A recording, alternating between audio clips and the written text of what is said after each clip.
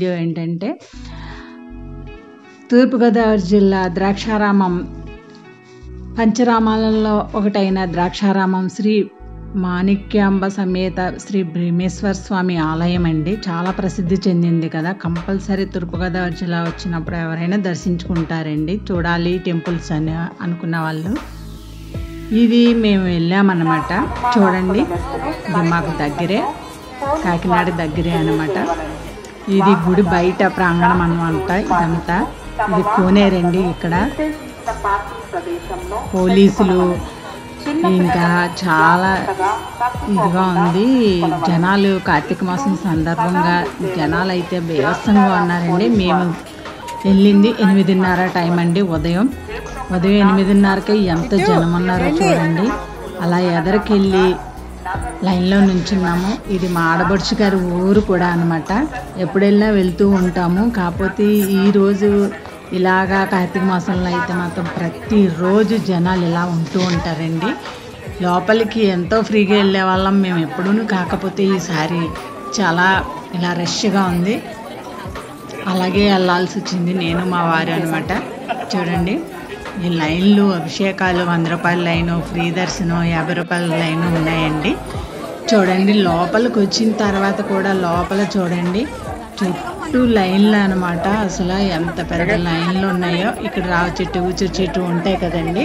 అక్కడ అందరూ దీపాలు అవి వెలిగిస్తున్నారు.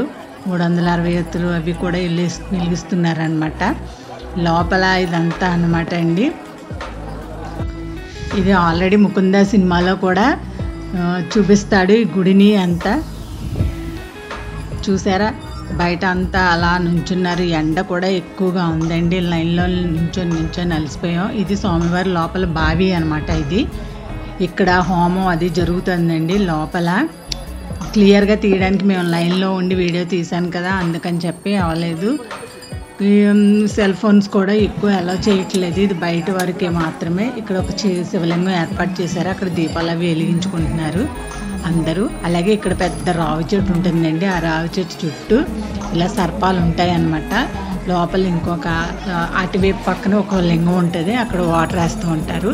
ఇంకా ఇక్కడ పంతులు స్వయం పాకాలు అవి ఉంచుకోవడం, దీపదానము, సాలగ్రామం ఇవన్నీ చేయించుకుంటున్నారు కదా, అలా అనమాట. మేము ఇలా గుడి వరకు వచ్చేసామండి. మేము లైన్లో నుంచునేసరికి 8:30 ఆ టైం అయిందండి. మేము దర్శనం చేసుకొని బయటకు వచ్చేసరికి 11:12 అలా అయిందనమాట. చాలా టైం పట్టేసింది. చాలా నీరసం కూడా వచ్చేసిందండి. ఉదయం లేవడం, మా ఇంటి దగ్గర కాకినాడలో శివాలయంలో పూజ చేసుకుని ఒత్తులు అవి వేసుకొని మళ్ళీ ఇక్కడ భీమేశ్వర స్వామి గుడికి వచ్చామన్నమాట. చూడండి, పైకి మెట్లు ఎక్కుతుంటే పక్కనే గజస్తంభం. ఇది లోపల గుడి చూడండి చుట్టూ. ఇలా పైకి ఎక్కిన తర్వాత పైన దర్శించుకుంటామన్నమాట. మీకు క్లియర్గా ఇలా చేసి చూపిస్తున్నాను మీకు. కింద నుంచి పై వరకు ఉంటారు స్వామివారు. 5 ఫ్లోర్ వరకు ఉంటారనమాట. ముందు పైన దర్శించుకొని అప్పుడు మళ్ళీ కిందకి దిగి కింద దర్శించుకుంటామండి. చూసారా, ఇది లోపలికి ఎంట్రన్స్ అనమాట. చాలా ప్రసిద్ధి చెందింది కదా పంచారామాల్లో. సామర్లకోట మాకు ఇక్కడ ఉండేది. సామర్లకోట ఇక్కడ మాకు ఈ ద్రాక్షారామం అనమాట. చూడండి, వెనక వైపు ఎంత పెద్ద లైన్ ఉందో అంటే అసలు గుడి ఎప్పుడు మేము ఫ్రీగా వెళ్ళి దర్శించుకుని వచ్చేవాళ్ళం. ఈసారి ఇంత లైన్లో వెళ్ళి ఇలాగ వెళ్ళాలంటే చాలా నీరసంగా కూడా అనిపించేసిందండి. ఇక్కడ చూడండి, నేనే వెయిట్ చేస్తున్నాం శివయ్య దర్శనం కోసం అని చెప్పి లైన్లో ఉండి అని చెప్తున్నాను అనమాట. చాలా జనం ఉన్నారు. అవ్వట్లేదు. ఎప్పుడు మాకు ఆశ్చర్యంగా ఉంది. ఇంత జనంతో నేను ఎప్పుడు అంటే మేము ఎప్పుడు వెళ్ళినా ఫ్రీగా దర్శనం చేసుకునే వాళ్ళం. కార్తీక మాసంలో కూడా ఇంత అలాగా మాకు ఎప్పుడు అనిపించలేదు. ఈసారి అండి ఇది వెనక వైపు అంతా 4 వైపులు ఇలాగా ఎండ ఎక్కువగా ఉండడం వల్ల ఇలాగా మ్యాట్స్ అనేది కట్టేశారనమాట. ఎండ తాగకుండా. ఇది వెనక వైపు నుంచి అండి ఇది లైను. ఇలా పైకి ఎక్కి వెనక వైపు నుంచి అభిషేకాలు అవి చేసుకునే వాళ్ళు అక్కడ చేస్తారండి.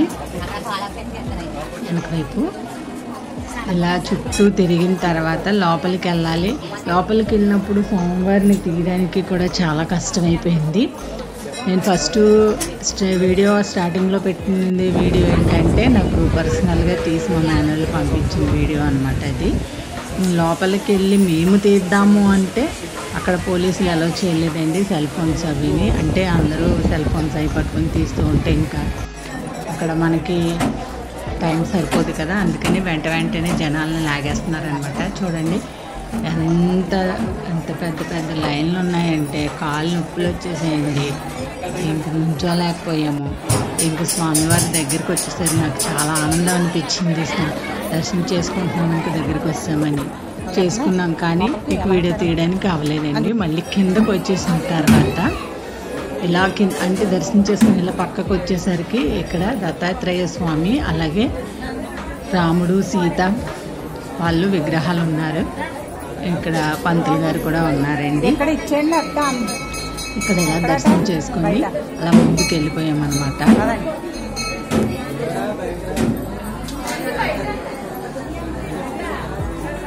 ఇలా ముందుకు వచ్చేసామండి. మళ్ళీ అక్కడి నుంచి మళ్ళీ కిందకి దిగి కిందకి వచ్చిన తర్వాత మళ్ళీ కింద కూడా దర్శనం చేసుకుని కాసేపు ఇక్కడ కూర్చున్నామండి. కూర్చుని కిందకి చూడండి కింద మళ్ళీ అమ్మవారిని కూడా దర్శనం చేసుకోవాలి అని చెప్పి మళ్ళీ కింద మళ్ళీ అయ్యవారి కోసం మళ్ళీ మేము లైన్ పెట్టాము. వచ్చి దర్శనం చేసుకుని బయటకు వచ్చేసిన తర్వాత చూడండి లోపల వీడియో తీయడానికి అయితే మాత్రం అసలు అలా చేయలేదండి ఫోన్స్. అందుకని నేను ఇలా బయట వరకే తీసాను మీకు.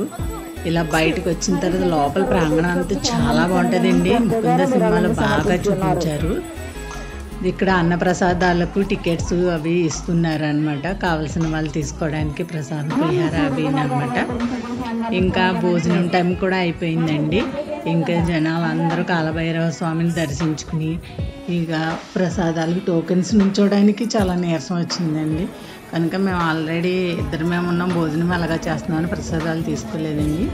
ఇక్కడ పాలు నేను పాలు లోపల వేయడానికి అవ్వలేదండి. ఇక్కడ వేద్దామని చెప్పి వచ్చాను. అందరూ బిందులతో నీళ్ళు వేస్తుంటే నేను పాలు వేసేసి వచ్చేసి మళ్ళీ సర్పాలను ఒకసారి ఇంక వీడియో తీద్దామని చెప్పి తీసాను. ఇంకా అక్కడి నుంచి వచ్చేసిన తర్వాత ఇక్కడ భోజనాలు ఏర్పాటు చేశారు. భోజనాలు తీసుకోవడానికి వీడియో కష్టమైపోయిందండి. చూడండి ఎంత జనం ఉన్నారు. 12 అయ్యింది టైము. ఇంకా అందరూ భోజనాలు చేస్తున్నారు. ఒక 4 కూరలు సాంబారు పెట్టారు. మజ్జిగాన ఎంత టేస్ట్గా ఉన్నాయంటే దేవుడి భోజనాలు అనేసరికి టేస్ట్గా ఉంటాయి కదండి. అలాగే దేవస్థానం భోజనాలు అంటే ఎవరికే మాత్రం ఇష్టం ఉండదండి. పులిహార అది చాలా టేస్ట్గా ఉందండి. ఈ వీడియో మీకు నచ్చిందని అనుకుంటున్నాను. నచ్చితే లైక్ ఇచ్చి షేర్ చేయండి. Thanks for